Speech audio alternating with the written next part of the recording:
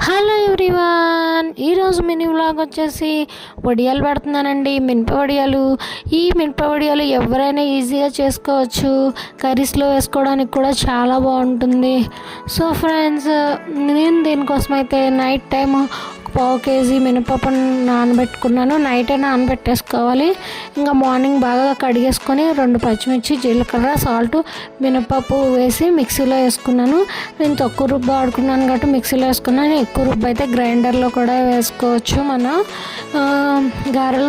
గారెలకి ఎలా రుబ్బుతామో దీనికి కూడా సేమ్ అలానే రుబ్బుకోవాలి. సో నేను ఇప్పుడు మేడపైకి వచ్చేసి ఇలా వడియాలు నీళ్ళలో పెట్టేసి తర్వాత ఎండలో పెట్టేసుకున్నాను వడియాలని.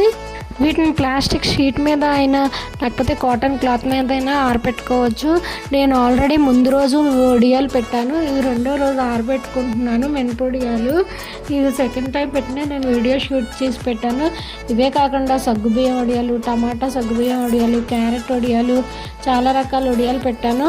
మా పాప కూడా నాకు హెల్ప్ చేస్తుంది. మీరు వీడియోలో చూస్తున్నట్లయితే పిల్లలతో ఉన్నప్పుడు వడియాలను చేసుకోవడం కష్టం కదా. సో నేను ఏం చేశానంటే ముందు రోజు నైటే వడియాల పిండిని ప్రిపేర్ చేసుకొని ఫ్యాన్లో ఆరబెట్టేసుకుని నెక్స్ట్ డే మార్నింగే ఎండలో ఆరబెట్టుకునేదాన్ని. దీనివల్ల శ్రమ కూడా తగ్గుతుంది.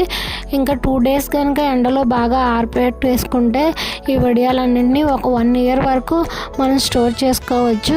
సో ఫ్రెండ్స్, ఈ వీడియో కనుక మీకు నచ్చినట్లయితే లైక్, షేర్, సబ్స్క్రైబ్ చేసుకోండి. Thank you for watching.